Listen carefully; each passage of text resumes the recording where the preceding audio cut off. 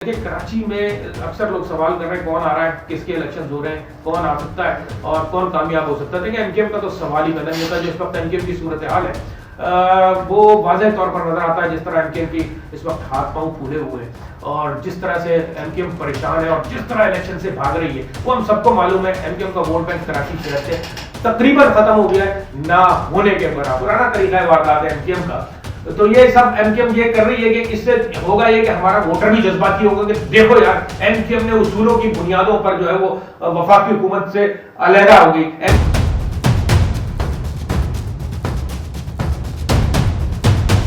बिस्मिल्लाहिर्रहमानिर्रहीम जी, मैं इरफान जिलानी आपसे मुखातिब हूँ। कराची में बल्दियाती इंतखाबात होंगे या नहीं होंगे अब तक मुझे ये नहीं पता, लेकिन इस वक्त 8 बज रहे हफ्ते की रात को ये ब्लॉग बना रहा हूँ मैं।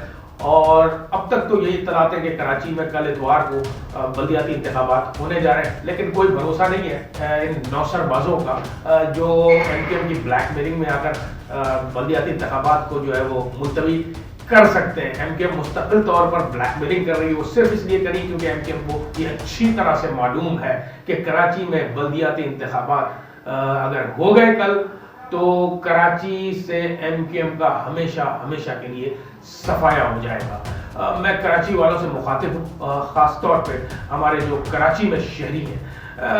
मैं उनसे मुखातिब हूँ कि कराची वालों तुम्हें कल रिजीम चेंज का बदला लेना है। कराची वालों तुम्हें कल बेरोजगार नौजवानों की महरूमियों का बदला लेना है। कराची वालों तुम्हें कल कराची शहर की टूटी सड़कें और टूटी नालियों का बदला लेना है। कराची वालों तुम्हें भत्ताखोरों से बदला लेना है। कराची वालों तुम्हें उन लोगों से बदला लेना है जिन्होंने तुम्हारे नाम पर दूसरी जमातों से बैग्स लिए और तुम्हारा सौदा किया, तुम्हारी महाजिर कम्युनिटी का सौदा किया।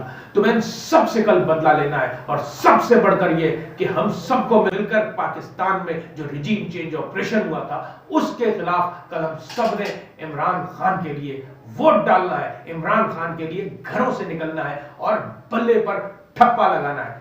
याद रखिए कि अब से पहले जब एमकेएम का दौर हुआ करता था तो कराची में सिर्फ गोलियां चला करती थी, लेकिन अब हम सब ने मिलकर यह साबित करना है कि कराची में अब बल्ला चलेगा इंशाअल्लाह। एमकेएम जो है वो कराची शहर में एक और सियासत कर रही है। ये मैं थोड़ा लोगों को समझाने के लिए बता रहा हूँ, इसको जरा समझें चीजों को। एमकेएम आप देख रहे होंगे पिछले 2 दिनों से जो है वफाकी हुकूमत को ब्लैकमेल कर रही है कि कराची में इंतखाबात को मुलतवी किया जाए और डीलिमिटेशन जो पीपल्स पार्टी ने की है उसे वापस लिया जाए। अच्छा, पीपल्स पार्टी ने वो डीलिमिटेशन का नोटिफिकेशन तो वापस ले लिया कि शायद इंतखाबात मुलतवी हो जाए, लेकिन इलेक्शन कमीशन राजी नहीं हुआ और इलेक्शन कमीशन ने कह दिया कि इंतखाबात 15 जनवरी 2023 को ही कराची में होंगे। अच्छा, एमकेएम ये क्यों कर रही है, सारा कुछ कर क्यों रही है? देखें, इसकी 2 वजूहत हैं। एक तो ये कि एमकेएम अपने वोटर को ये बताना चाहती है कि देखो भाई हम वफाकी हुकूमत से बागी हो गए, हम वफाकी हुकूमत छोड़ने जा रहे हैं। उन्होंने एक ड्रामा और किया एमकेएम ने कि अपने एमएनए से जो है वो इस्तीफे ले लिए वापस कि जी वफाकी हुकूमत से हम अलहदा हो रहे हैं। हालांकि ऐसा कुछ नहीं है। असल चक्कर यही है जनाब, मैं आपको बता रहा हूं कल कराची में इंशाल्लाह ताला बल्दियाती इंतखाबात भी होंगे और एमकेएम जो है वो आसिफ अली जरदारी और शहबाज शरीफ से माजी की तरह जैसे बैग लेती है वैसे ही बैग लेकर चुप करके बैठ जाएगी। और ये असल में रेट बढ़ाने का, भाव बढ़ाने का जो है वो एक तरीका है, पुरानी वारदात है एमकेएम की, पुराना तरीका है वारदात है एमकेएम का। तो ये सब एमकेएम ये कर रही है कि इससे होगा ये कि हमारा वोटर भी जज्बाती होगा कि देखो यार एमकेएम ने उसूलों की बुनियादों पर जो है वो वफाकी हुकूमत से अलहदा हो गई। एमकेएम जबकि इमरान खान को सिर्फ ये छोड़कर आई थी कि इमरान खान के दौर में महंगाई बहुत हो गई, लेकिन आज आप देख लें जो आटे का 10 किलो का थैला इमरान खान के दौर में तकरीबन 800 रुपए का मिलता था, वही आज आटे का थैला इस हुकूमत में 1600 रुपए से ज्यादा का मिल रहा है इस वक्त 10 किलो आटे का थैला। तो इस वक्त महंगाई की हालत ये, लेकिन महंगाई पर एमकेएम को कभी याद नहीं आता कि वफाकी हुकूमत से वो अलग हो जाए। एमकेएम कोटे सिस्टम पर बनी थी ये जमात, कोटा सिस्टम के खिलाफ ये जमात बनी थी। आज तक कोटा सिस्टम नहीं खत्म करा सकी ये एमकेएम इस वफाकी हुकूमत से। देखिए मैं आपको बताऊं, अगर ये कराची वालों को कुछ भला करना चाहती ना ये एमकेएम, तो जब वफाकी हुकूमत के साथ जुड़ी थी तो उस वक्त ये शराइत रखती कि कराची के लिए जनाब सबसे पहले ये कोटा सिस्टम कराची में खत्म किया जाए। ये शराइत रखती कि कराची के लिए इतना फंड हमें चाहिए, लेकिन उन्होंने क्या किया, उन्होंने वफाकी हुकूमत शहबाज शरीफ की इंपोर्टेड हुकूमत ज्वाइन करने के बाद इन्होंने सिर्फ अपनी वजारतें पक्की की। तो ये एमकेएम का असल मकसद है। वरना ये जो आपके लिए एक नया जाल कराची वालों के लिए एमकेएम बन रही है, तो इस चक्कर में बराए मेहरबानी कोई ना आए कि जी शायद एमकेएम ने कोई उसूली स्टैंड ले लिया है, आज उसूली स्टैंड पे दोबारा एमकेएम खड़ी हो गई है कि हम वफाक से अलग हो रहे हैं। ये कोई वफाक से अलग नहीं होंगे, ये बात मेरी आप याद रखिएगा। ये इक़्तिदार के बगैर रह ही नहीं सकते। और इस वक्त बहाना लगाया हुआ इन्होंने डीलिमिटेशन का। अच्छा, ये डीलिमिटेशन जो है इलेक्शन से 4 दिन पहले एमकेएम को क्यों याद आई? ये तो पीपल्स पार्टी की सिंध हुकूमत ने दिसंबर 2021 में डीलिमिटेशन की थी। उस वक्त क्यों कोई एहतजाज एमकेएम ने नहीं किया? उस वक्त क्यों कोई इस पर बात नहीं की कि कराची के लोगों के हकूक गज़ब कर रही है पीपल्स पार्टी?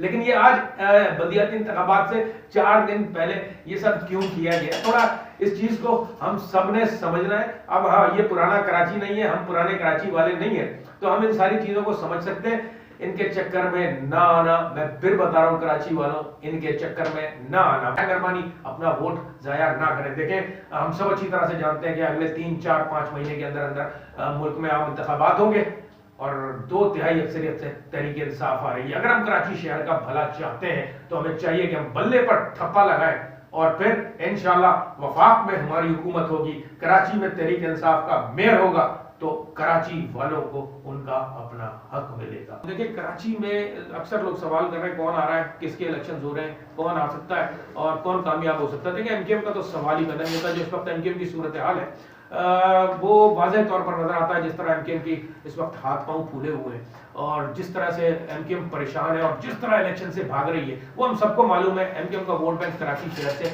तकरीबन खत्म हो गया है, ना होने के बराबर है। अब जनाब कोई कहता है, अब मुकाबला इस वक्त जो है कराची शहर में, मैं समझता हूँ तहरीक इंसाफ का जमात इस्लामी के साथ है। क्योंकि अब आजकल थोड़ा सा ये हवा चलाने की कोशिश की है। तकरीबन मैंने सुना है, मुझे कंफर्म नहीं है, लेकिन 11 मिलियन के करीब जो है वो जमात इस्लामी ने सोशल मीडिया पर खर्चा किया है इस बार पहली दफा। तो वो थोड़ा सा इसलिए आपको सोशल मीडिया में भी जमात इस्लामी नजर आ रही है। लेकिन आप जब ग्राउंड पे जाएंगे तो जमात इस्लामी का वोट बैंक मेरा ख्याल है 200 वोट वो पहले लिया करते, तो अब 200 से 250 वोट हो जाएगा। ये मेरा एक आइडिया है। लेकिन बहरहाल जमात इस्लामी पहले से ज्यादा यूनियन काउंसिल्स की सीट्स जीतने में कामयाब होगी, ये मेरा एक अंदाजा है। लेकिन तहरीक इंसाफ इंशाल्लाह ताला 70% सीटें कराची शहर से जीत जाएगी। तो मैं ये समझता हूं कि कराची शहर में जो अगली हुकूमत बनने जा रही है, जो मेयर आने वाला है, वो मेयर होगा तो कप्तान का सिपाही, कोई भी होगा, लेकिन होगा इमरान खान का सिपाही। लेकिन मैं समझता हूं कि जमात इस्लामी और पाकिस्तान तहरीक इंसाफ का कराची शहर में बल्दियात में इत्तेहाद होगा। ये मेरी अपनी जाती राय। हो सकता है कि तहरीक इंसाफ पूरा कराची क्लीन स्वीप कर जाए और किसी इत्तेहाद की जरूरत ना पड़े। और बहरहाल मैं समझता हूँ ये भी बहुत बेहतर होगा। लेकिन मैं कराची वालों से, खास तौर पर अपने जो शहर के रहने वाले लोगों से और बिलखुसूस मेरे हल्का इंतखाब लियाकताबाद टाउन वालों से, रहने वालों से मैं ये गुजारिश करूंगा कि आपने कल हर हालत में अपने अपने घरों से निकलना है। आपने कल बल्ले पर ठप्पा लगाना है और अपने बच्चों के मुस्तकबिल का फैसला करना है। जैसा कि मैंने पहले भी कहा आपको कि अब से पहले कराची शहर में एमकेएम का जब दौर हुआ करता था तो इस शहर में गोलियां चला करती थी। अब इंशाल्लाह इस शहर में सिर्फ बल्ला चलेगा। अस्सलाम वालेकुम व रहमतुल्लाह।